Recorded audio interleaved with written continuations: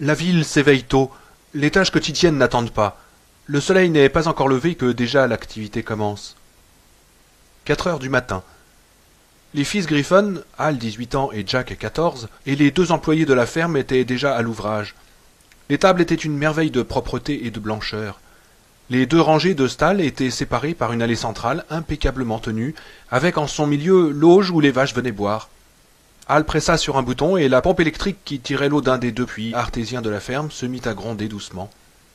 Il jeta un coup d'œil sur Jack par-dessus son épaule. Son frère était visiblement en train de rêver. Avec une lenteur exaspérante, il répartissait à la fourche, dans les 4 premières stalles, du foin tiré d'une énorme balle. Ce tir au flanc, toujours fourré dans ses livres. Le chouchou de son père. Petit con, va. Dis donc, hurla Hal, tu veux te grouiller, oui? Il ouvrit la porte de la réserve aux machines et sortit la première des treilleuses. Après l'avoir inspectée avec amour, il la roula le long des stalles. Et dire qu'il fallait encore qu'il retourne à l'école. Les 9 mois à venir lui apparurent comme un calvaire. 4h30 du matin. C'était l'heure où le lait de la traite du soir, mis en carton par les laiteries Lifoot, retournait à la ville. Fini les grands bidons en fer blanc d'autrefois. Le temps était venu des emballages standardisés et des étiquettes de toutes les couleurs. Le père de Charles Griffon ne pouvait plus vendre son lait lui-même. Les grandes sociétés avaient tué les petites entreprises familiales. L'employé des laiteries Lifoot, chargé du quartier ouest de Salem, s'appelait Irwin Puriton. Il commençait sa tournée par Brock Street, que les gens de Salem appelaient Brock Road ou encore la tôle ondulée. Puis il gagnait le centre de la ville pour terminer par Brooks Road. Irwin avait eu 61 ans au mois d'août, et pour la première fois, l'idée de sa retraite proche lui apparaissait sous des couleurs riantes. Sa femme, une horrible vieille sorcière du nom d'Elsie, était morte à l'automne 73. Mourir avant lui était la seule chose positive qu'elle eût faite en 27 ans de mariage. Et quand viendrait le moment de se retirer, il prendrait son chien, un bâtard de cocker du nom de Doc, et irait s'installer à Pemaquid Point. Une fois là-bas, il avait bien l'intention de dormir tous les jours jusqu'à 9 heures et de ne jamais plus voir de lever de soleil. Il s'arrêta devant chez les Norton et remplit son chariot avec leurs commandes habituelles, du jus d'orange, 2 cartons de lait, une douzaine d'œufs. En descendant de la camionnette, il eut un petit élancement dans le genou, mais presque rien. La journée allait être belle.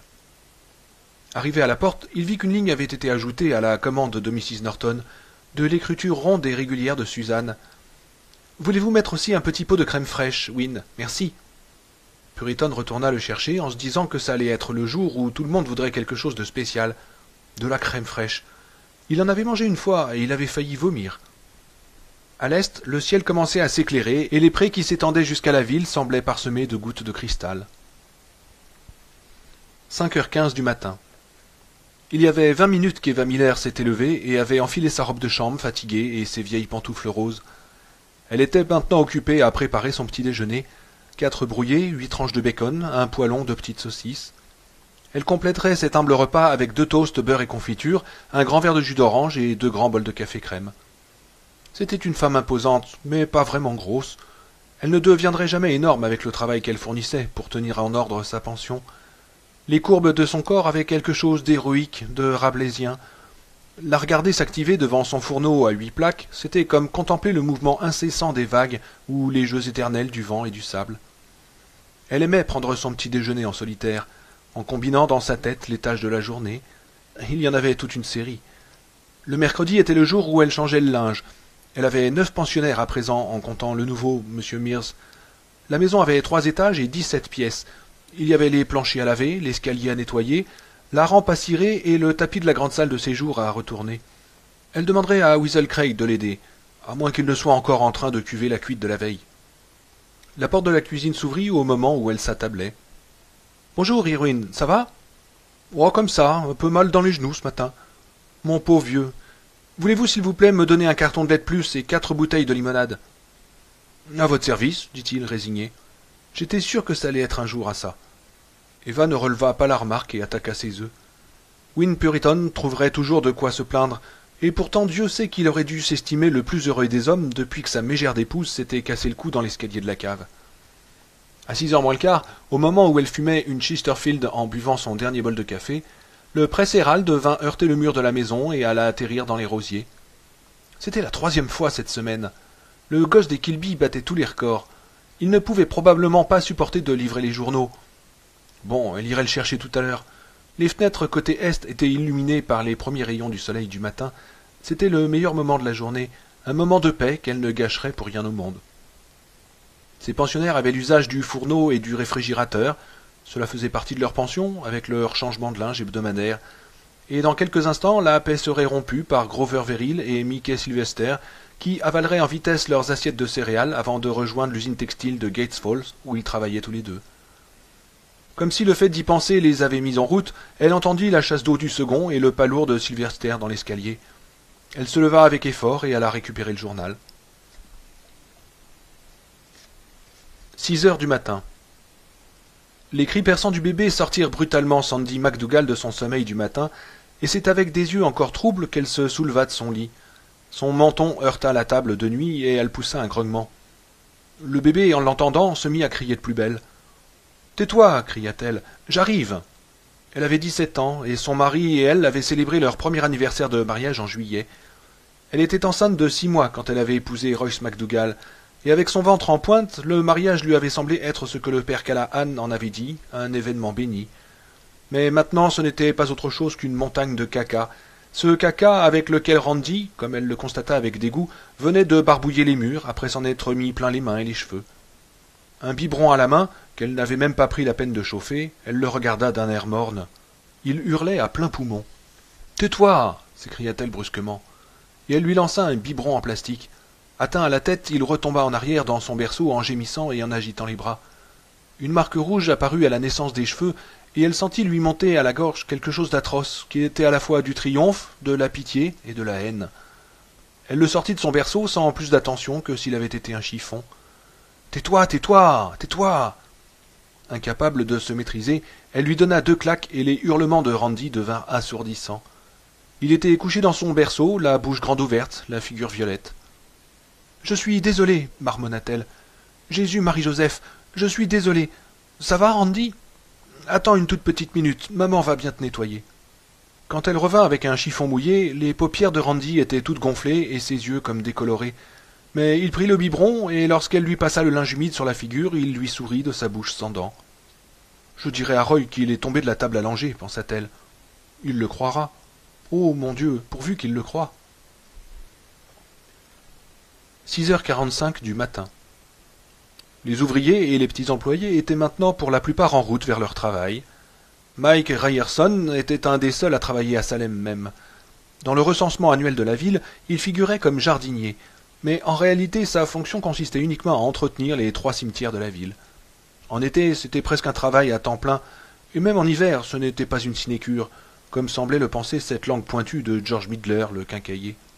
En effet, Mike employait une partie de son temps à aider l'entrepreneur des pompes funèbres de Salem, Carl Foreman, et on aurait dit que tous les vieux choisissaient l'hiver pour claquer. Pour l'instant, il se dirigeait vers Burns Road dans sa petite camionnette avec tout son équipement, sécateur, tondeuse électrique pour les haies, support de drapeau, pince à levier destinée à relever les pierres tombales renversées, bidon d'essence, tondeuse à gazon. Ce matin, il tondrait le gazon du cimetière d'Harmony Hill et passerait en revue les murs et les pierres tombales. L'après-midi, il traverserait la ville pour se rendre au cimetière de Schoolyard Hill, là où les professeurs venaient parfois faire des estampages sur les tombes d'une colonie de Shakers venus mourir ici il y a bien des années. Le cimetière était situé au sommet de la colline. Mike avait déjà pris son tournant et s'apprêtait à s'arrêter pour ouvrir le verrou du portail quand ce qu'il vit lui fit bloquer d'un coup la voiture. Le corps d'un chien était pendu, la tête en bas, à la grille de fer forgée, et la terre au-dessous de lui était toute boueuse de sang. Mike sortit comme une bombe de sa camionnette et se précipita. Il tira ses gants de travail de ses poches arrière et souleva d'une main la tête du chien. Il y parvint sans difficulté.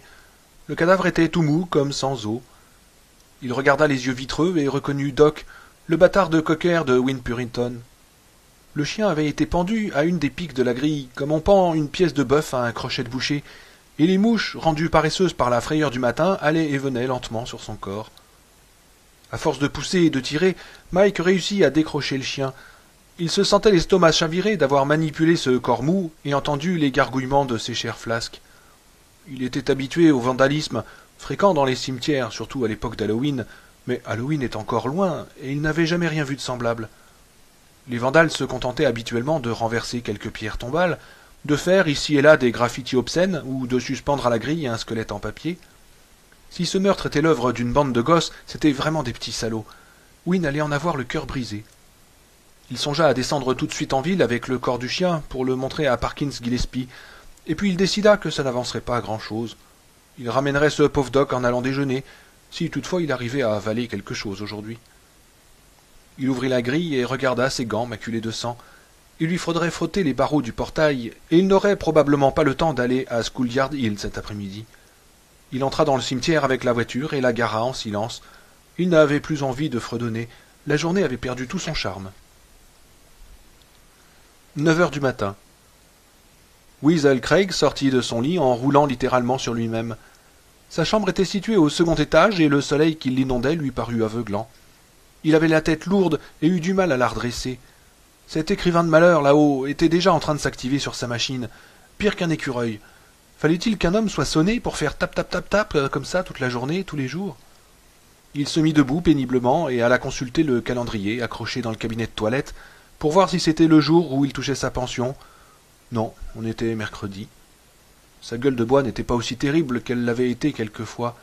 Il était resté chez Dell jusqu'à 1 heure du matin, l'heure de la fermeture, mais il n'avait que $2, et une fois les $2 dépensés, il n'avait pas réussi à taper grand monde. « Je perds mon charme », se dit-il en se passant la main sur la joue. Il enfila le maillot de corps en thermolactyle qu'il portait été comme hiver, passa son gros pantalon de travail et sortit de son placard son petit déjeuner. Une bouteille de bière chaude à boire dans sa chambre et une boîte de céréales allouée par le gouvernement pour en bas. Il détestait les céréales, mais il avait promis à la veuve qu'il l'aiderait à retourner le tapis, et elle aurait probablement d'autres corvées à lui faire faire. Ça lui était égal, à peu près égal tout au moins, mais c'était quand même une dégringolade par rapport à l'époque où il avait partagé son lit. Le mari d'Eva Miller était mort en 1959, happé par une machine dans la scierie où il travaillait. Avec l'argent de l'assurance vie du défunt, Eva avait transformé sa maison en pension de famille, et ça avait très bien marché. C'était normal, elle travaillait comme un cheval, mais elle devait avoir été habituée à des relations conjugales régulières, car lorsque le chagrin l'avait quittée, ce besoin-là était resté. Dieu comme elle avait aimé ça. À cette époque, vers 61 ou 62, on ne l'appelait pas encore Weasel, la belette. On l'appelait Ed, et c'était lui qui offrait les verres, pas le contraire. Il avait un bon job chez B&M, et une nuit de janvier 1962, c'était arrivé. C'était venu en partie d'elle, et en partie de lui ce premier soir. Et après, comme ils étaient étendus sur le lit dans l'obscurité de la chambre, elle avait commencé à pleurer et à lui dire que ce qu'ils avaient fait était mal. Il lui avait dit que c'était bien, au contraire, ne sachant pas si c'était bien ou si c'était mal, mais ne s'en souciait pas. Et puis le vent d'hiver s'était mis à gémir, la chambre était chaude et rassurante, et ils avaient fini par s'endormir gentiment, serrés l'un contre l'autre. Repassant tout ça dans sa tête, Weasel Craig descendit lentement jusque dans la cuisine. Mon Dieu, comme le temps filait. C'était comme une rivière. Il se demanda si le type là-haut, l'écrivain, le savait, ça. 10 heures du matin. C'était l'heure de la récréation à l'école primaire de Stanley Street, l'école la plus récemment construite de Salem, celle dont la ville tirait sa fierté. Elle avait coûté une fortune au district d'enseignement, qui n'avait d'ailleurs pas encore fini de la payer. C'était un bâtiment bas, tout en glace, avec 4 grandes salles de classe, aussi resplendissant et aussi moderne que l'école primaire de Brook Street était vieille et noire. Richie Bodine, qui était considéré comme le caïd de l'école et qui en était fier, s'avança dans la cour d'un pas assuré, cherchant à repérer le nouveau, cette grosse tête qui connaissait toutes les réponses en maths. Il importait que tout nouveau sache qui était le maître ici, mais particulièrement celui-là, ce chouchou de professeur avec ses lunettes et son air efféminé. À 11 ans, Richie pesait 65 kilos. Depuis qu'il était tout petit, il avait entendu sa mère faire admirer à tout le monde comme son Richie était grand et fort. Il était pénétré de sa supériorité. Il lui semblait parfois que le sol tremblait sous ses pas quand il marchait. Quand il serait grand, il fumerait des camels, comme son père. Les plus grands avaient une peur panique de lui, et les plus petits le regardaient un peu comme un totem. Quand il quitterait l'école primaire, qui le remplacerait?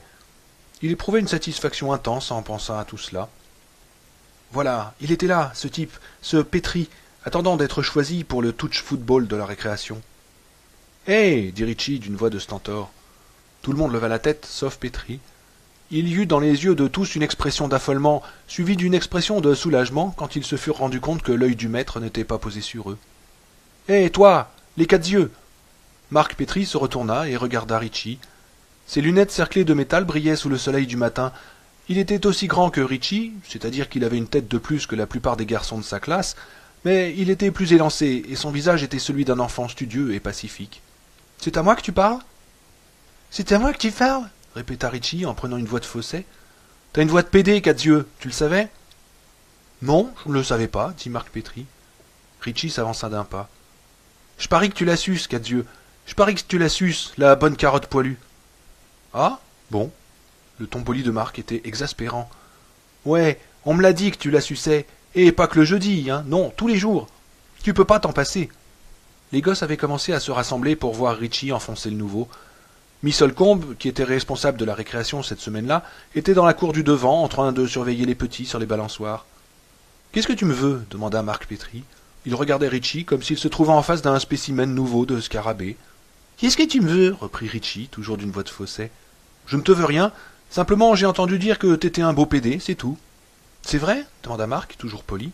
« Eh bien, moi j'ai entendu dire que tu étais un gros tas de merde. Voilà ce que j'ai entendu dire. » Un lourd silence tomba. Les autres garçons restèrent la bouche ouverte, fascinés. Ils n'avaient encore jamais vu quelqu'un signer son arrêt de mort. Richie fut cloué par la surprise et resta lui aussi bouche bée. Marc retira ses lunettes et les tendit à un de ses voisins. « Tu veux me tenir ça ?» Le garçon les prit sans rien dire et regarda Marc avec de grands yeux. Richie chargea. Ce fut une charge lourde et lente, sans grâce ni finesse. La terre tremblait sous ses pieds. Il se sentait plein de confiance en lui et tout joyeux de la tâche à accomplir. Il allait le ratatiner, le quatre-yeux. Le premier coup de poing, il le recevrait tout droit dans la gueule, et ses dents voleraient comme des touches de piano. « Prépare-toi pour le dentiste, pédé, j'arrive !» Il balança son poing droit devant lui, mais au même instant, Marc fit un pas de côté et plongea en avant. Le poing de Richie passa par-dessus sa tête, et Marc n'eut plus qu'à mettre son pied en travers pour que Richie, entraîné par la force de son coup, perde complètement l'équilibre. Richie poussa un grognement de rage en s'abattant sur le sol, et la masse des spectateurs fit « Ah !» Marc savait très bien que s'il laissait son adversaire reprendre l'avantage, il ne s'en tirerait pas. Il était agile, mais ça ne suffisait pas. Dans un combat de rue, c'eût été le moment de filer, de distancer son poursuivant et de se retourner pour lui faire un bras d'honneur. Mais on était dans une cour d'école, et il savait très bien que, s'il n'en finissait pas maintenant, ce type passerait son temps à lui chercher des crosses. Un cinquième de seconde lui suffit pour mesurer tout ça. Il sauta sur le dos de Richie Bodin. Richie poussa un autre grognement. Les spectateurs firent encore une fois « Ah !» Marc attrapa le bras de Richie en prenant soin de le saisir au-dessus de l'aisselle afin que la sueur ne lui fît pas lâcher prise et le lui tordit derrière le dos. Richie poussa un cri de douleur. « Dis pardon !» lui ordonna Marc. Richie répondit par un juron. Marc tira le bras de Richie jusqu'à son omoplate et Richie cria de nouveau. Il était plein d'indignation, de crainte et d'étonnement. Ça ne lui était jamais arrivé encore. Il n'était pas possible que ça soit en train de lui arriver. Pas possible qu'un misérable pédé à lunettes soit assis sur son dos, à lui tordre le bras et à le faire crier de douleur devant ses vassaux. « Dis pardon !» répéta Marc. Richie se mit sur les genoux. Marc serra les siens de toutes ses forces, comme un cavalier qui monte à crue et réussit à se maintenir. Ils étaient tous les deux couverts de poussière, mais Richie était nettement le plus défraîchi. Il avait la figure rouge et ruisselante de sueur, les yeux gonflés et une grande griffure en travers de la joue. Il essaya de faire passer Marc par-dessus ses épaules, et Marc lui tira de nouveau sur le bras. Cette fois, Richie ne cria pas, il gémit. « Dis pardon, ou je te pète le bras !» La chemise de Richie était sortie de son pantalon, son ventre le brûlait.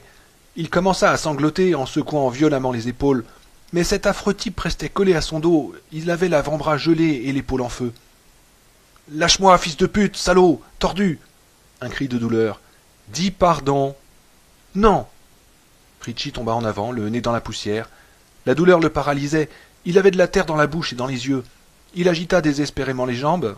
Il avait oublié que la terre tremblait sous ses pas quand il marchait. Il avait oublié qu'il allait fumer des camels comme son père quand il serait un homme. « Pardon, pardon, pardon !» cria-t-il. Il avait l'impression qu'il aurait été capable de crier pardon pendant des heures, pendant des jours pour récupérer son bras. « Dis, je suis un gros tas de merde !»« Je suis un gros tas de merde !» cria Richie dans la poussière. « Bon, ça va. » Marc Pétry desserra son empreinte et se retira prudemment hors de portée de Richie. Ses cuisses lui faisaient mal et il espérait que Richie était hors d'état de continuer à se battre, sinon il ne donnerait pas cher de lui. Richie se releva et jeta un regard circulaire. Tous évitèrent son regard. Le gosse des Glick avait les yeux tournés vers Marc Pétry et le contemplait comme s'il avait été un dieu. Richie s'éloigna, tête basse. 11h15 du matin. La décharge municipale de Jérusalem Slot était située au bout d'une petite route partant de Burns Road, à 3 kilomètres au-delà du cimetière d'Harmony Hill. D'abord carrière de sable, l'endroit était devenu une décharge lorsqu'on en était arrivé à l'argile. C'était en 1945. Dud Rogers entendait le petit bruit régulier de la tondeuse à gazon de Mike Ryerson à quelque distance en contrebas. Bientôt, avec les craquements du feu, il ne l'entendrait plus. Depuis 1956, c'était lui le gardien de la décharge. Et chaque année, lors de la réunion du conseil municipal, il se voyait reconduit dans ses fonctions à l'unanimité des voix. C'était devenu une formalité, une affaire de routine. Dud habitait sur la décharge dans une cahute en papier goudronné. Il avait cloué sur la porte branlante une pancarte « Gardien de la décharge ». Depuis qu'il avait obtenu un poil de ces radins du conseil municipal 3 ans auparavant, il avait quitté son appartement en ville pour vivre là définitivement. Dud aimait sa décharge. Il aimait houspiller les enfants qui venaient chipper des bouteilles. Il aimait régler la circulation des voitures et choisir le lieu de dépôt des ordures. Il aimait la récupération, dont il avait le privilège en tant que gardien. On pouvait bien ricaner de le voir marcher à travers des montagnes d'ordures avec ses bottes qui lui montaient jusqu'aux cuisses, ses gants de cuir, son pistolet à la ceinture, son sac sur l'épaule et son couteau de poche à la main. Peu lui importait. Il y avait une masse de fils de cuivre, quelquefois même des moteurs entiers, avec leurs chemises de cuivre intactes, et le cuivre valait un bon prix à Portland. Il y avait aussi des bureaux, des fauteuils, des sofas hors d'usage, mais qu'on pouvait très bien rafistoler et vendre au magasin d'antiquités de la route numéro 1. Dud roulait les marchands, et les marchands roulaient les touristes. Est-ce que tout n'était pas pour le mieux dans le meilleur des mondes? Oui, la décharge était un endroit merveilleux, à la fois Disneyland et Shangri-La. Mais ce n'était pas l'argent que Dud cachait dans une boîte noire au fond d'un trou devant sa chaise longue qui était le meilleur de l'histoire. Le meilleur, c'était le feu et les rats. Dud mettait le feu à une partie des ordures le matin du dimanche et du mercredi, et le soir du lundi et du vendredi. Les feux du soir étaient les plus jolis. Il aimait ces flammes d'un rouge sombre qui s'échappaient des grands sacs d'ordures en plastique vert, des journaux et des vieux cartons. Cependant, il préférait les feux du matin à cause des rats. Après avoir allumé le feu, il s'installait sur sa chaise longue à regarder la fumée noire et graisseuse qui faisait fuir les mouettes très haut dans le ciel et à attendre tranquillement, son 22 long rifle à la main, que les rats sortent. Quand enfin ils apparaissaient, c'était en bataillon. Tous plus dégoûtants les uns que les autres, gras, gris, avec des yeux roses couverts de puces et de tiques accrochés à leurs flancs, leur queue traînait derrière eux comme un gros filin rose. Dud adorait tirer sur les rats. « T'achètes de quoi exterminer une armée, Dud ?» lui disait de sa voix au perché George Midler, le quincaillier, en poussant les boîtes de munitions à travers le comptoir. « C'est la ville qui paye pour ça ?» C'était une vieille plaisanterie. Quelques années auparavant, Dud avait soumis au conseil municipal un budget comprenant l'achat de 2000 cartouches à pointe creuse de calibre 22, et Bill Norton l'avait envoyé se faire voir. « Tu sais bien, George, qu'il s'agit d'un service public, » répondait Dud. Là, ce gros, avec sa patte arrière à la retourne, c'était tout à fait George Midler. Il avait quelque chose dans la bouche qui ressemblait à un morceau de foie de poulet. « Viens là, George, viens, dit Dud. Et il pressa sur la détente. Une détonation sourde, et le rat fit la culbute et s'affaissa. Les pointes creuses, c'était ce qu'il y avait de mieux. Un jour, il se trouverait un 45 ou un 357 Magnum, et on verrait ce que ça leur ferait à ces petits salopards. Au suivant, maintenant. Celui-là, c'était une petite pute de Ruty Crockett, celle qui ne mettait pas de soutien-gorge pour aller à l'école, celle qui donnait toujours des coups de coude à ses copines en ricanant quand Dud passait dans la rue. Bang! Adieu, Ruty! Les rats essayaient désespérément de gagner l'autre bout de la décharge, mais avant qu'ils y fussent parvenus, Dud en avait tué 6. C'était une bonne matinée. Il s'approcha comme pour les regarder et vit les tiques quitter les cadavres, comme les rats désertent un navire. Cette idée lui parut particulièrement réjouissante. Il cala son corps difforme sur sa chaise longue et partit d'un long rire, tandis que le feu continuait à ramper à travers les ordures. Oui, vraiment, la vie était belle. Midi. La sirène de la ville gémit pendant 12 bonnes secondes, annonçant aux enfants des 3 écoles de Salem l'heure du déjeuner et saluant la venue de l'après-midi. Laurence Crockett, second conseiller municipal de Jérusalem Slot, président et unique propriétaire de l'immobilière du Maine, posa le livre qu'il était en train de lire, Le Harem de Satan, et mit sa montre à l'heure. Puis il se leva, alla suspendre dans la devanture de la pancarte, sortit pour déjeuner. Sa routine était invariable.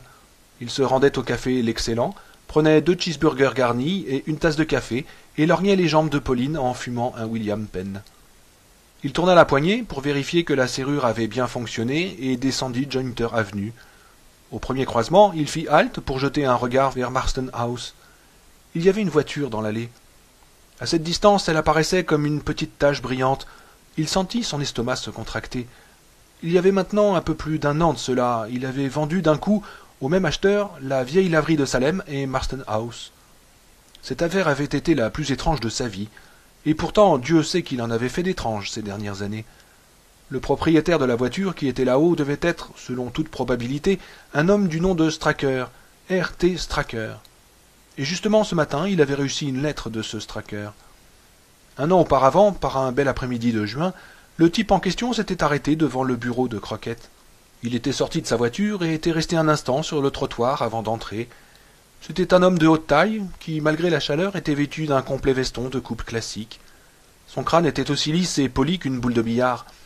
Ses sourcils faisaient comme une ligne noire au-dessus des orbites profondément creusées. Il avait à la main un élégant porte-documents en cuir noir. Larry était le seul dans son bureau quand l'étranger était entré. Sa secrétaire à mi-temps, une jeune fille de Falmouth, qui possédait la plus ravissante paire de nichons qui se pût voir, travaillait l'après-midi chez un avocat de Gate Falls. L'homme s'était assis dans le fauteuil réservé aux clients, avait posé son porte-documents sur ses genoux et avait regardé Larry Crockett. Larry avait été contrarié de voir qu'il ne parvenait pas à déchiffrer ce regard. Il se savait capable d'habitude de dire ce que quelqu'un voulait avant même qu'il n'eût ouvert la bouche. Cet homme ne s'était pas approché des photos de maisons à vendre qui garnissaient les murs de son bureau, ne lui avait pas tendu la main, ne s'était pas présenté, ne l'avait même pas salué. « Que puis-je faire pour vous » avait demandé Larry. « Je suis venu vous trouver pour acheter une résidence et un local commercial dans votre charmante ville, » avait dit l'homme. Il parlait d'une voix unie et sans inflexion, un peu comme celle de la personne qui donne les renseignements météorologiques au téléphone. « Mais c'est parfait, » avait dit Larry. « Nous avons quelques très belles propriétés qui pourraient... »« Inutile, » avait dit l'homme. Et il avait fait un geste de la main pour dissuader Larry de poursuivre. Larry avait été fasciné par la longueur de ses doigts. Le médius ne devait pas mesurer loin de 10 centimètres. Le local commercial que j'ai en vue se situe à côté de la mairie, en face du parc. Ah oui, je vois ce dont il s'agit. C'était une laverie. Elle a fermé il y a un an. Elle est très bien placée, et si vous... Mais l'homme l'avait interrompu. Quant à la résidence, c'est cette maison que l'on appelle ici Marston House. Larry était depuis trop longtemps dans les affaires pour laisser voir sa stupéfaction. « Vraiment ?»« Oui, je m'appelle Straker, Richard Crockett Straker. Tous les papiers seront à mon nom. »« Très bien, » avait dit Larry. L'homme était décidé à traiter une affaire, cela au moins c'était clair. « Le prix demandé pour Marston House est de 14 000, mais je pense que mes clients se satisferont d'un peu moins. Pour ce qui est de la vieille laverie, ne vous fatiguez pas, le coupa l'homme. J'ai été autorisé à payer le tout $1. » Hein ? Larry avait penché la tête comme un homme qui n'a pas bien entendu. Oui, un instant, je vous prie. Les longs doigts de Straker avaient manœuvré le fermoir du porte-documents et en avaient tiré quelques papiers réunis dans une chemise en rhodoïde bleu. Larry Crockett attendait, les sourcils froncés.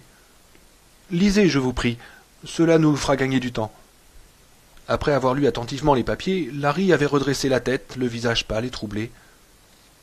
Ces papiers, à mon nom, acte de propriété, certificat d'urbanisme.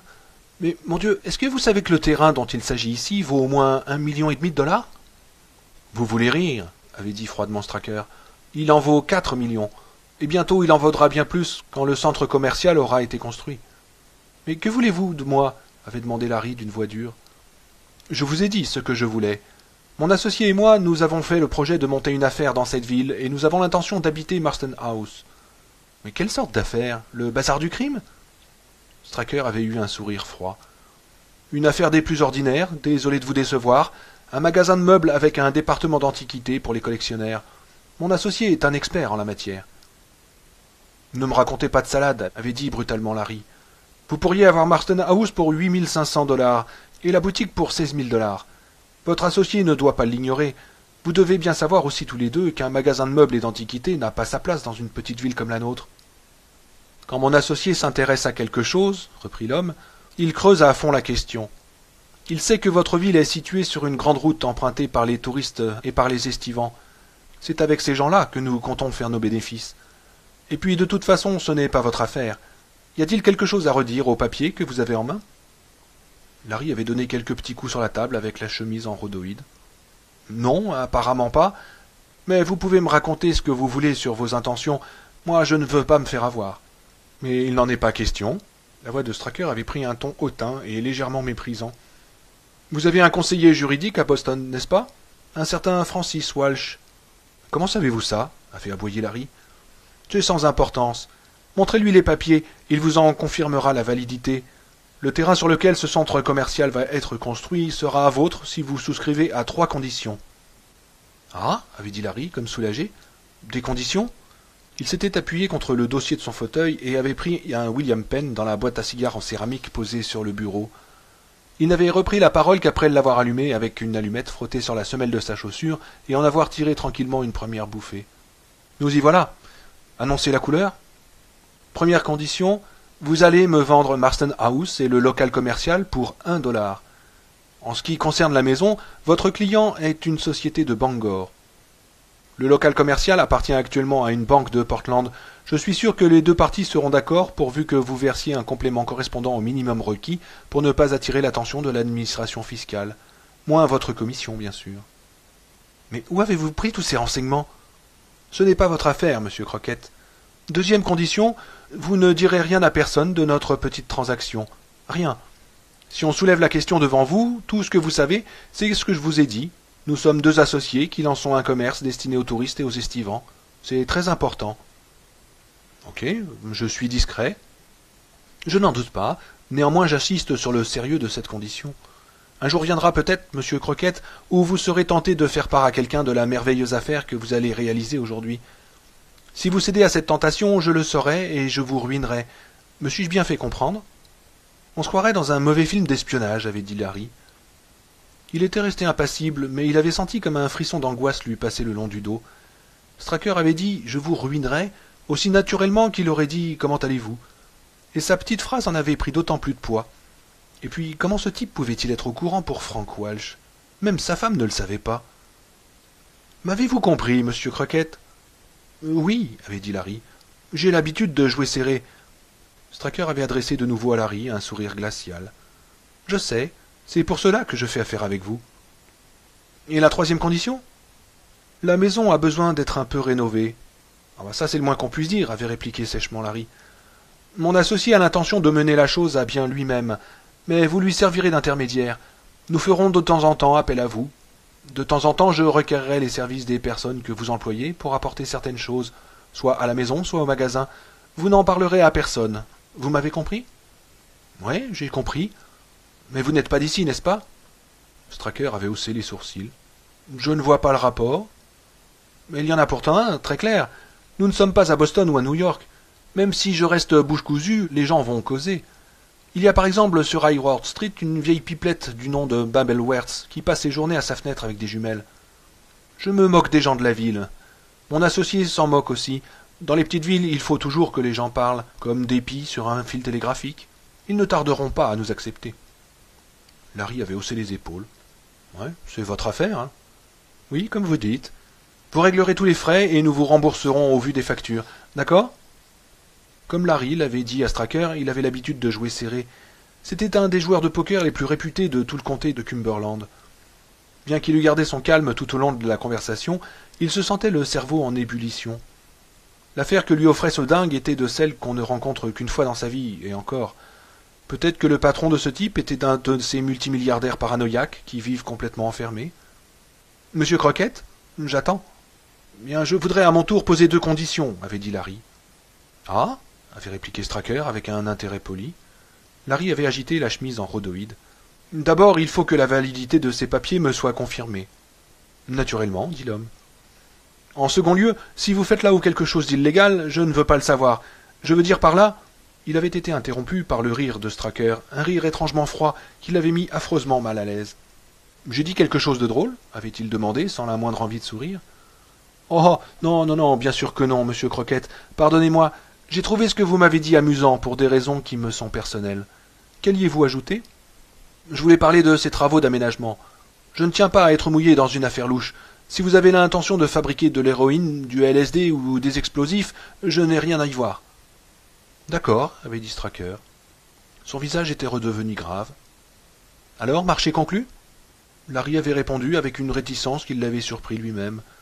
Quand les papiers auront été vérifiés, je pense qu'il n'y aura pas d'obstacle, bien que cela ressemble fort à un marché de dupes. Nous sommes aujourd'hui lundi, avait dit Stracker. Voulez-vous que je vienne jeudi après-midi? Disons plutôt vendredi. Parfait. Il s'était levé. Au revoir, monsieur Crockett. Les papiers avaient été vérifiés. Le conseiller juridique de Larry à Boston lui avait appris que le terrain sur lequel le centre commercial de Portland devait être construit avait été acheté par une société fantôme du nom de la Continental Foncière, dont le siège social était censé être à New York, dans les locaux de la Banque populaire d'Escompte.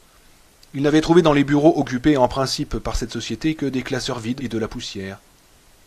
Stracker était revenu le vendredi suivant et Larry avait signé les papiers. Il les avait signés la bouche sèche, avec le sentiment qu'il contrevenait pour la première fois à sa maxime favorite. On ne chie pas là où on mange. Il s'était égaré. Le cadeau qui lui avait été fait était considérable, mais en voyant Stracker mettre dans sa serviette les actes de propriété de Marston House et de l'ancienne laverie municipale, il avait compris qu'il s'était livré pieds et poings liés à cet homme, et à son associé, l'invisible monsieur Barlow. Le mois d'août avait passé, l'été avait fait place à l'automne et l'automne à l'hiver. À mesure que le temps s'écoulait, Larry avait senti le soulagement l'envahir. Quand le printemps était venu, il était parvenu à oublier en quelque sorte le marché qu'il avait conclu pour entrer en possession des papiers reposant maintenant dans son coffre-fort de Portland. Et puis les choses avaient commencé à arriver. Cet écrivain, Ben Mears, qui était venu lui demander, il y a de cela une dizaine de jours, si Marston House était à louer, et lui avait lancé un curieux regard quand il lui avait dit que la maison était vendue. Hier, il avait trouvé dans sa boîte une lettre de Stracker et un long tube en carton. La lettre était brève. Voudriez-vous, je vous prie, mettre l'affiche que vous envoie par même courrier à la devanture du magasin R.T. Stracker. L'affiche était rédigée en termes on ne peut plus mesurer. Ouverture dans 1 semaine, Barlow et Stracker, meubles de qualité, bon choix d'antiquité, entrée libre. Il avait immédiatement chargé Royal Snow de la placer. Et maintenant, il y avait une voiture là-haut, devant Marston House. Il s'attardait à la regarder quand il s'entendit héler. « Tu dors, Larry ?» Il sursauta et vit à côté de lui Parkins Gillespie en train d'allumer une pale malle. « Non, dit-il avec un petit rire nerveux, je réfléchis. » Parkins leva les yeux vers Marston House, devant laquelle la petite voiture étincelait sous le soleil. Il dirigea ensuite son regard sur l'affiche qui s'étalait à la devanture de la vieille laverie. « Tu n'es pas le seul, j'imagine. C'est toujours une bonne chose dans une ville d'avoir des nouveaux venus. Tu les as vus, non ? » « L'un des deux, l'année dernière. »« Monsieur Barlow ou monsieur Stracker ?»« Stracker. »« Et il est sympathique ?»« Difficile à dire, dit Larry. Il éprouva le besoin de se passer la langue sur les lèvres, mais ne le fit pas. « On n'a fait que parler affaires. Ça m'a l'air d'être un type régulier. »« Ah bon, très bien. Tu viens, je t'accompagne jusqu'à l'Excellent. » En traversant la rue, Laurence Crockett pensait au marché conclu avec le diable. 1 heure de l'après-midi. Suzanne Norton entra dans le salon de coiffure de Babs Griffon, la sœur aînée de Hal et de Jack, et lui dit en souriant « J'ai été bien contente quand je t'ai téléphoné que tu puisses me prendre tout de suite. »« Oh, pas de problème, au milieu de la semaine, dit Babs en mettant le ventilateur en marche. Mon Dieu, ce qu'il fait lourd, il va y avoir de l'orage. » Suzanne regarda le ciel qui était d'un bleu lumineux.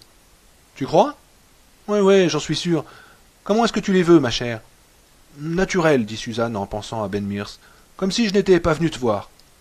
Oh, c'est ce qu'elles disent toutes, soupira Babs en refermant la porte derrière Suzanne. Son haleine sentait le chewing-gum aux fruits. Elle demanda à Suzanne si elle avait vu que des gens ouvraient une nouvelle boutique dans la vieille laverie. Elle avait l'impression que ça allait être des trucs chers, mais est-ce que ce ne serait pas gentil d'avoir une petite lampe tempête pour faire pendant à celle qu'elle possédait déjà ? Oh, comme elle était contente d'avoir quitté la ferme et d'être venue s'installer en ville. Et quel bel été on avait eu, quel dommage qu'on n'en ait plus pour longtemps. 4 heures de l'après-midi. Ben Mears repoussa sa chaise. Son travail de l'après-midi était terminé. Il avait renoncé à sa promenade quotidienne dans le parc pour pouvoir aller le soir chez les Norton, la conscience tranquille, et il avait écrit presque sans arrêt depuis le matin. Il se leva et s'étira. Son torse était humide de sueur. Il sortit une serviette propre du placard, qui était à la tête du lit. Il avait intérêt à se dépêcher de descendre prendre sa douche avant que les autres ne rentrent du travail et n'envahissent la place. Il se mit la serviette sur l'épaule, s'approcha de la porte, puis retourna sur ses pas pour jeter un coup d'œil par la fenêtre.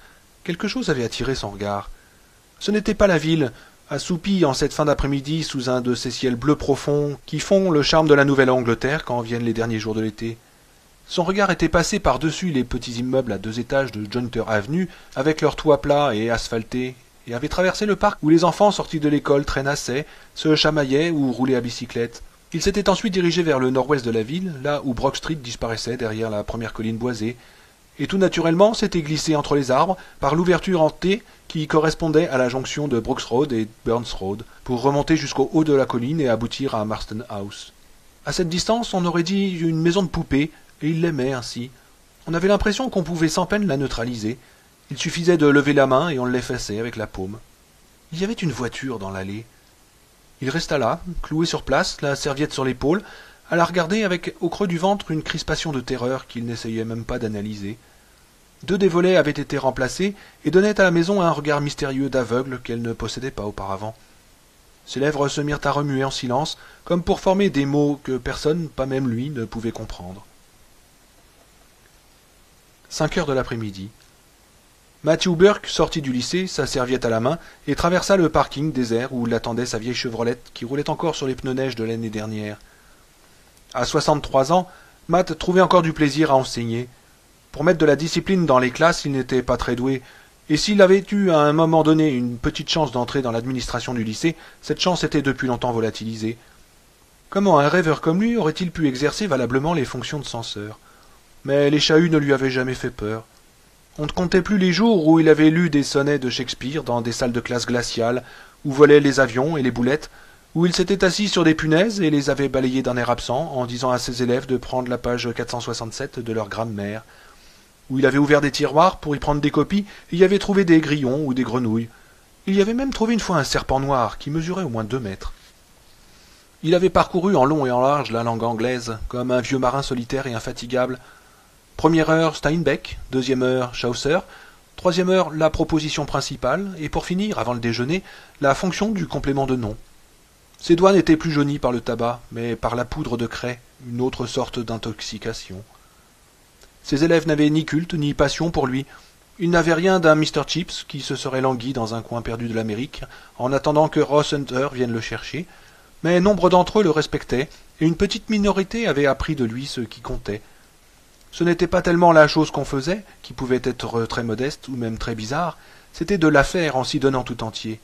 Matt aimait son travail. Il grimpa dans sa voiture, noya le moteur en appuyant trop longtemps sur l'accélérateur, attendit un petit moment et remit en marche. Il mit le poste sur une station de radio de Portland qui diffusait du rock'n'roll et le fit marcher à pleine puissance à en faire sauter les haut-parleurs. Il adorait le rock'n'roll. Pour sortir du parking, il entama une marche arrière, cala et démarra de nouveau. Il vivait dans une petite maison de Taggart Steam Road et recevait très peu de visites. Il n'avait jamais été marié et n'avait pas de famille, à l'exception d'un frère qui travaillait dans une compagnie pétrolière du Texas et ne lui écrivait jamais. Il ne souffrait pas de n'être attaché à personne et de n'avoir personne qui lui fût attaché. C'était un solitaire, mais sa solitude n'avait pas fait de lui un dérangé. Il s'arrêta au clignotant jaune qui marquait le croisement de Jointer Avenue et de Brook Street et tourna en direction de Taggart Stream Road. Les ombres étaient très allongées déjà, et la ville baignait dans une chaude lumière dorée. Un tableau impressionniste, pensa Matt. Il jeta un regard sur sa gauche, aperçut Marston House et regarda de nouveau. « Les volets !» dit-il assez fort pour couvrir le bruit de la radio. « On a remis des volets !» Il regarda dans le rétroviseur et vit qu'il y avait une voiture garée dans l'allée. Il était professeur à Salem depuis 1952 et il n'avait jamais vu une voiture garée dans cette allée. « Est-ce que quelqu'un habiterait là-haut » lança-t-il dans le vide. Et il continua sa route. 6 heures du soir. Le père de Suzanne, Bill Norton, premier conseiller municipal de Salem, était surpris de se rendre compte qu'il avait de la sympathie pour Ben Mears, beaucoup de sympathie. Bill était un homme de haute taille, aux cheveux noirs, qui donnait une impression de puissance et de solidité, bien qu'il fût resté étonnamment svelte pour ses 50 ans. Avec la permission de son père, il avait quitté le lycée avant la fin de ses études secondaires pour rentrer dans la marine, et il avait fait son chemin à force de volonté et d'énergie depuis ce moment-là, réussissant même à obtenir à l'âge de 24 ans son diplôme de fin d'études en passant un test d'équivalence. Ce n'était pas un de ces personnages bornés qui, sous prétexte qu'ils n'ont pas fait les études qu'ils auraient pu faire par suite des circonstances défavorables ou par choix personnel, passent leur temps à dire du mal des intellectuels, mais il n'avait aucune patience avec les loulous, comme il appelait les jeunes gens aux longs cheveux et aux yeux de biche que Suzanne ramenait de ses cours. Ce n'était pas leur façon de s'habiller ou leurs cheveux qui l'irritaient, C'était le fait qu'il n'avait pas l'air de type sur qui on pouvait compter. Bill ne partageait pas la sympathie de sa femme pour Floyd Tibbets, le garçon avec qui Suzanne était sortie le plus depuis qu'elle avait obtenu son diplôme, mais il ne le détestait pas positivement non plus. Floyd avait une bonne situation dans une compagnie bancaire de Falmouth, et Bill Norton le considérait, lui au moins, comme un type à peu près sérieux. Et puis il était de Salem. Mais Mears aussi, d'une certaine manière. « Tu ne l'embêteras pas avec tes histoires de loulou, dit Suzanne, qui s'était levée en entendant le coup de sonnette. Elle portait une robe d'été vert clair et avait attaché ses cheveux, coiffés l'après-midi même par Babs avec un large ruban du même vert. Bill rit. « Faut bien que je dise ce que je pense, Suzy chérie. Je ne te ferai pas honte. Je ne l'ai jamais fait, non ?» Suzanne lui adressa un sourire un peu crispé et alla ouvrir la porte. L'homme qui revint avec elle était grand et mince. Il avait une démarche souple, des traits bien dessinés et une masse de cheveux noirs et brillants. Son apparence était soignée, et Bill fut favorablement impressionné par la façon dont il était habillé, un blue jean impeccable et une chemise blanche dont il avait relevé les manches. « Ben, voilà papa et maman, Bill et Anne Norton. Maman, papa, c'est Ben Mears. »« Hello, content de vous connaître. » Ben sourit à Mrs. Norton avec un peu de réserve, et elle dit « Hello, Mr. Mears, c'est la première fois que nous voyons un écrivain en chair et en os. Suzanne est très excitée. »« Oh, ne vous inquiétez pas, je ne fais pas de citation de mes œuvres. » Il sourit de nouveau. « Allô, dit Bill, en se levant de son fauteuil. Il s'était hissé à la force du poignet jusqu'à la position qu'il occupait maintenant au syndicat des Dockers de Portland, et quand il serrait la main de quelqu'un, c'était du solide. Il fut satisfait de voir que Mears n'avait pas les mains fuyantes et molles qu'ont d'ordinaire les petits jeunes gens pomponnés qui se disent des artistes. Il restait encore une épreuve à passer. « Vous voulez une bière? J'en ai mis quelques-unes à rafraîchir par là. » Il désigna du geste la véranda qu'il avait construite lui-même et qui donnait sur la cour de derrière. À cette question, le loulou répondait invariablement non. Son précieux petit cerveau risquait de ne pas résister à l'ingestion d'une boisson aussi commune. « Génial! Exactement ce dont j'avais envie, dit Ben avec un sourire ravi. Je crois que j'en boirais même volontiers 2 ou 3. Bill éclata de rire. « Bravo! Je crois que nous allons nous entendre. Venez. » Ce rire eut un effet étrange sur les deux femmes, d'autant plus étrange que leur ressemblance était grande. Le visage de Suzanne se détendit, tandis que celui de sa mère se contracta. Ce fut comme si l'anxiété qui pesait sur l'une était tout d'un coup passée sur l'autre par télépathie. Ben suivit Bill jusque sous la véranda.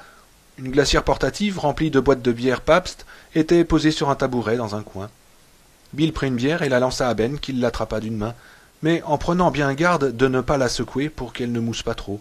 « C'est chouette tout ça, dit Ben en regardant le barbecue en briques de forme fonctionnelle et visiblement réalisé par quelqu'un qui savait travailler de ses mains. »« C'est moi qui l'ai fait, dit Bill. C'est de la bonne construction. » Ben but une bonne lampée et rota, encore un point en sa faveur. « Suzy pense que vous êtes un type épatant, dit Norton. Oh, elle est charmante, votre fille, vous savez. »« Oui, c'est une bonne fille, dit Norton, et il rota pensivement.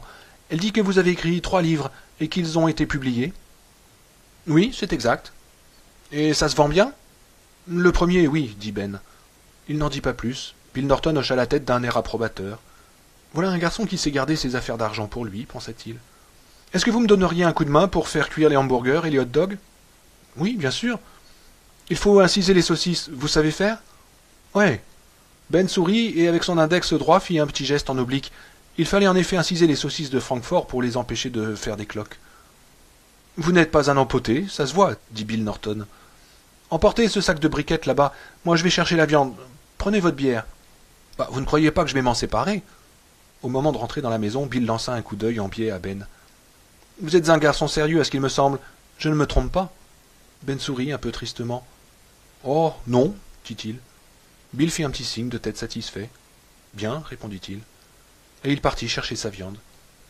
Babs Griffon s'était mis le doigt dans l'œil en prédisant de la pluie, et ils purent dîner dehors en toute tranquillité, sans être importunés par les assauts des moustiques d'arrière-saison, car une légère brise s'était levée et se conjuguait avec les tourbillons de fumée du barbecue pour les éloigner. Les deux femmes se levèrent pour aller porter dans la cuisine les assiettes en papier et les pots de condiments, puis revinrent et burent une bière en regardant avec amusement Bill profiter de sa vieille expérience des fantaisies du vent pour battre Ben au badminton par 21-6.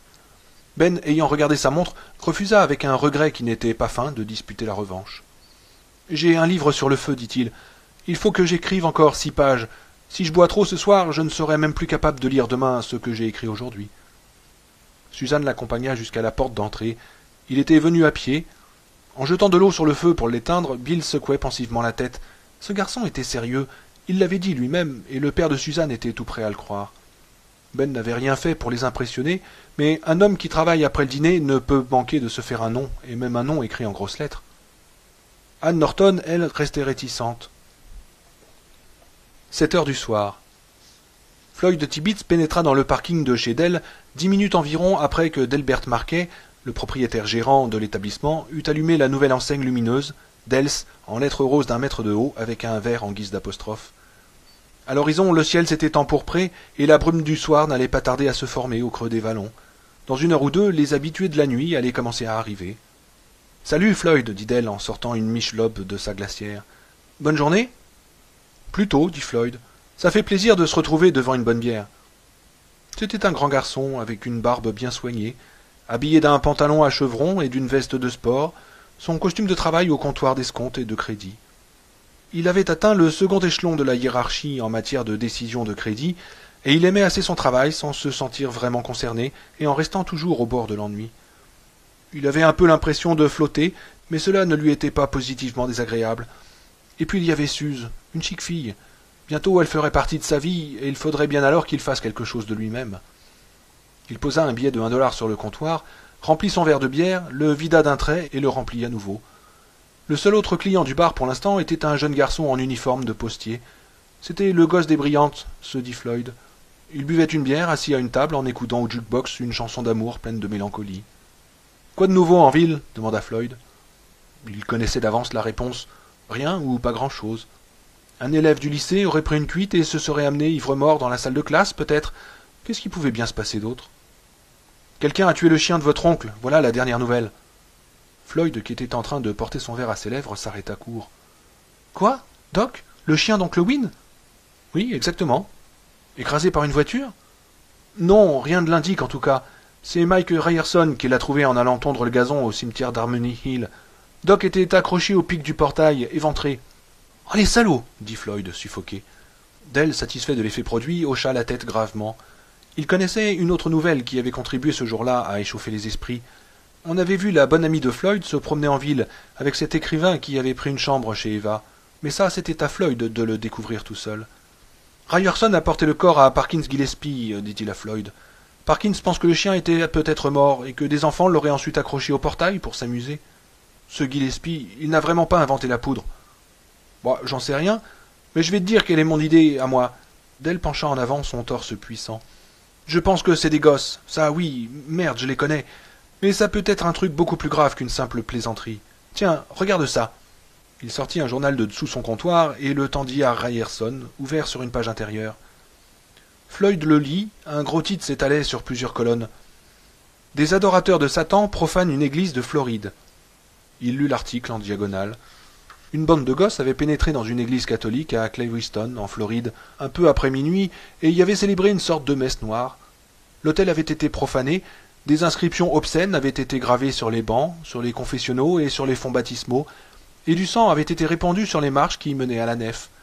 Le sang avait été analysé. Il y avait un peu de sang animal, de chèvre probablement, mais surtout du sang humain. Le chef de la police de Clewiston reconnaissait n'être encore sur aucune piste. Floyd posa le journal. « Des adorateurs de Satan à Salem ?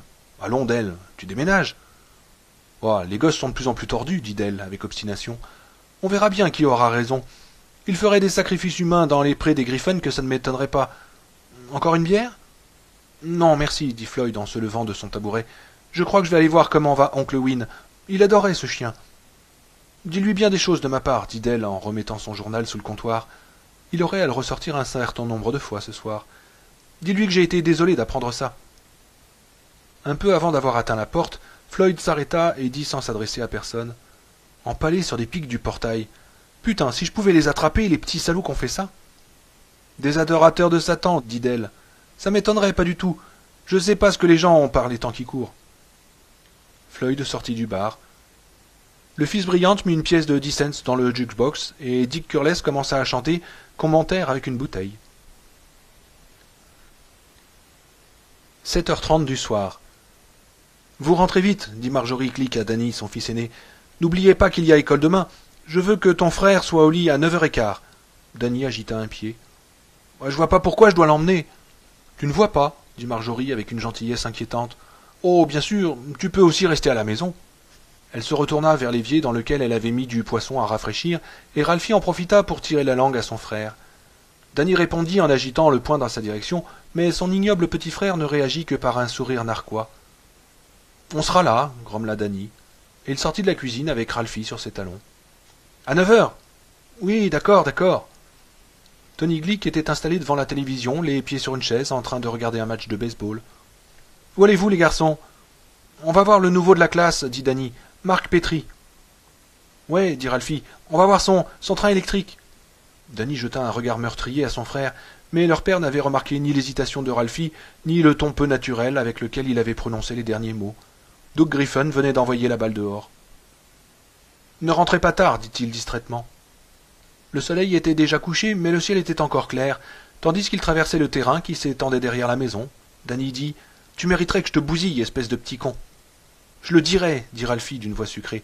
Je le dirai pourquoi tu voulais y aller, en vrai. »« Petit salaud, dit Danny d'un ton découragé. Ils avaient atteint l'extrémité de la pelouse. Le gazon faisait place à un chemin qui descendait jusqu'au bois. La maison des Glick donnait sur Brook Street et celle de Mark Petrie sur South Jointer Avenue. Le chemin représentait un raccourci très appréciable pour des enfants de 12 et 9 ans, que le passage d'un gué sur la petite rivière Croquette n'était pas pour effrayer. Les aiguilles de pin et les brindilles craquaient sous leurs pas. La stridulation des grillons faisait tout autour d'eux comme un tissu sonore, tandis que d'un coin du bois montait le cri d'un engoulevent. Danny avait commis l'erreur de relever à son frère que Mark Petrie possédait la collection entière des monstres en plastique Aurora. L'homme-loup, la momie, Dracula, Frankenstein, le docteur fou et même la chambre des horreurs. Leur mère détestait tout ça. Elle pensait que c'était mauvais pour eux ou je ne sais quoi. Et du coup, Ralphie faisait du chantage. Il était ignoble, vraiment. « Tu es une pourriture, tu sais ?» dit Danny. « Je sais, » dit fièrement Ralphie. « Qu'est-ce que c'est une pourriture ?»« C'est quand on devient tout vert et tout mou, comme un rat mort. »« Oh, ferme-la, » dit Ralphie. Il longeait maintenant la petite rivière Croquette qui, à 3 kilomètres à l'est, rejoignait Taggart Stream, laquelle à son tour allait se jeter dans la Royal River. Le minuscule cours d'eau était comme nacré par les derniers rayons du jour et clapotait gentiment sur son lit de gravier. Danny passa le gué en premier. L'obscurité tombait et il dut aiguiser son regard pour bien mettre les pieds sur les pierres. « Je vais te pousser, » chantonnait Ralphie. « Attention, Danny, je vais te pousser. »« Si tu me pousses, toi, je te pousse dans les sables mouvants, petite saleté, » dit Danny. Ils arrivèrent sur l'autre rive. « Y a pas de sable mouvant ici, » dit Ralphie d'une voix guillerette.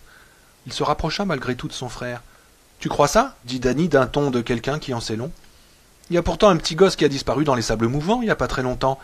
J'ai entendu les vieux mecs qui sont tout le temps chez Krausen le raconter. »« C'est vrai ?» demanda Ralphie. Ses yeux s'étaient agrandis. « Ouais, » dit Danny. « Il s'était enfoncé en criant et en chialant.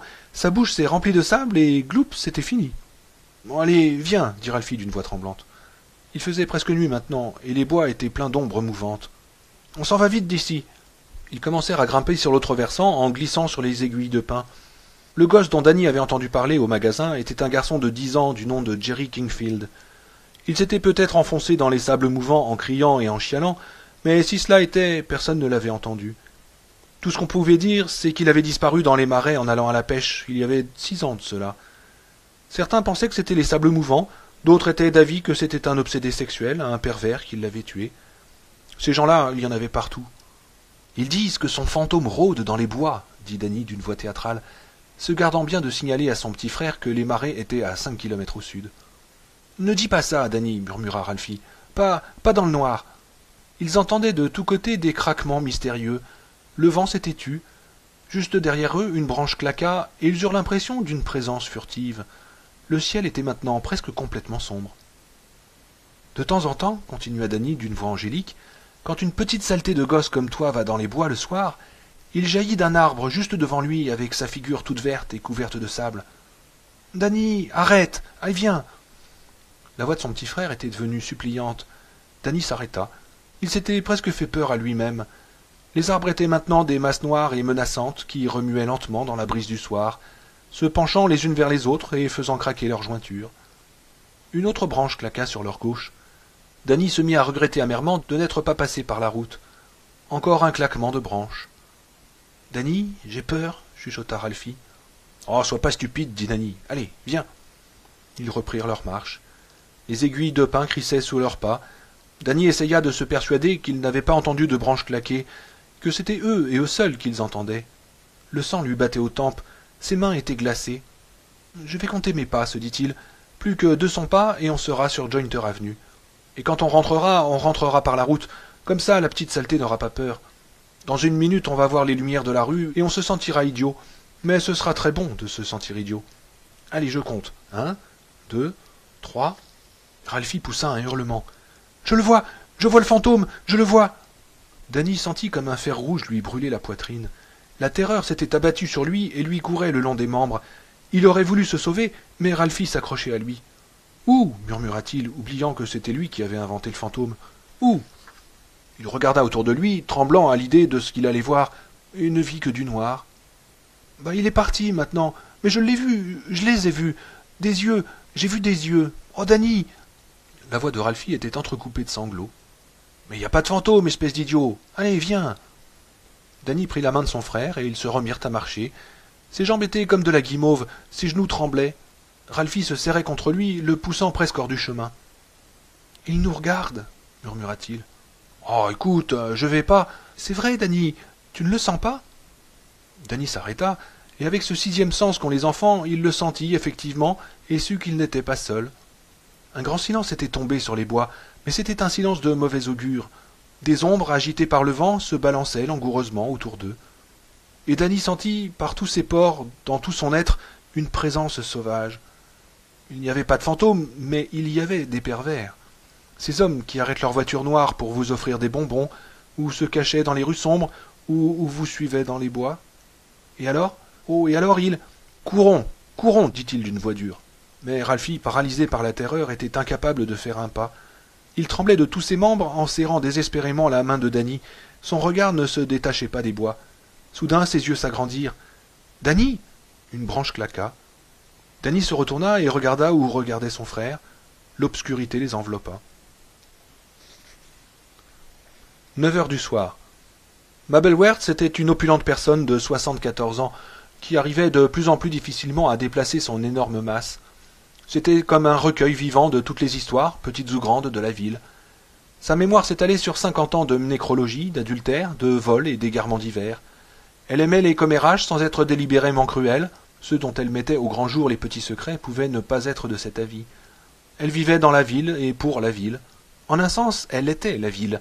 Cette grosse veuve qui maintenant sortait très peu et passait la plus grande partie de ses journées à sa fenêtre, habillée d'une camisole de soie beige, ses cheveux jaune ivoire réunis en une tresse épaisse qui faisait le tour de sa tête, avec un téléphone dans la main droite et une paire de puissantes jumelles japonaises dans la main gauche. La combinaison des deux, à quoi s'ajoutait la possibilité de s'en servir tout à loisir, faisait d'elle une araignée infatigable, jetant ses fils du quartier du Bent jusqu'aux maisons les plus lointaines à l'est de Salem. Elle avait longuement observé Marston House avec l'espoir de voir quelque chose d'intéressant, lorsque les volets à gauche de la véranda s'ouvrirent et découvrirent un carré de lumière jaune qui ne pouvait être de la lumière électrique. Elle eut juste le temps d'apercevoir ce qui lui sembla être une tête d'homme et des épaules se découpant sur ce fond lumineux, et elle se sentit envahie d'une étrange excitation. Il n'y eut plus ensuite aucun mouvement. Qu'est-ce que c'est que ces gens qui n'ouvrent leurs volets qu'à des heures où on ne peut avoir qu'une vision approximative de ce qui se passe chez eux, pensa-t-elle. Elle posa les jumelles et prit son téléphone. 2 voix qu'elle identifia rapidement comme étant celles d'Harriet Durham et Glynis Maybury discutaient de la découverte du chien d'Irwin Purrington par Mike Ryerson. Elle s'assit avec précaution et se mit à respirer la bouche ouverte pour que les 2 femmes ne décèlent pas sa présence sur la ligne. 11h59 du soir. La journée était sur le point de s'achever. Le sommeil et la nuit régnaient sur Salem. En ville, les enseignes lumineuses de la quincaillerie, du Funeral Home de Carl Foreman et du Café L'Excellent jetaient quelques lueurs colorées sur les trottoirs. Un tout petit nombre de personnes étaient encore éveillées, comme George Boyer, qui faisait cette semaine ses 8 heures de 3 à 11 et venait de rentrer de l'usine Gates, et Win Puriton, qui, ne pouvant trouver le sommeil à cause de la mort de son cher Doc, mort qui l'affectait beaucoup plus que ne l'avait fait celle de sa femme, s'était installé devant une patience, mais la plupart des habitants de Salem, recrues de fatigue après leur journée de travail, dormaient du sommeil du juste. Au cimetière d'Harmony Hill, une silhouette sombre se tenait pensive derrière le portail. Quand elle parla, ce fut d'une voix douce et élégante. « Ô père, jette les yeux sur moi. Seigneur des mouches, jette les yeux sur moi. Je dépose maintenant à tes pieds de la viande avariée et de la chair fétide. Pour jouir de ta faveur, j'ai accompli un sacrifice. L'objet de ce sacrifice, je te le présente de la main gauche. Fais pour moi un signe sur ce sol que j'ai consacré en ton nom. J'attends un signe de toi pour accomplir tes œuvres. » La voix s'éteignit. Un vent léger s'était levé qui agitait doucement l'herbe et les branches, apportant avec lui les odeurs putrides de la décharge voisine. Pas d'autre bruit que celui de la brise dans les arbres. La silhouette resta pendant un moment silencieuse et pensive, puis elle se pencha en avant, et quand elle se redressa, elle portait le corps d'un enfant dans ses bras. « Voici ce que je t'offre. » Le reste se situe au-delà des mots.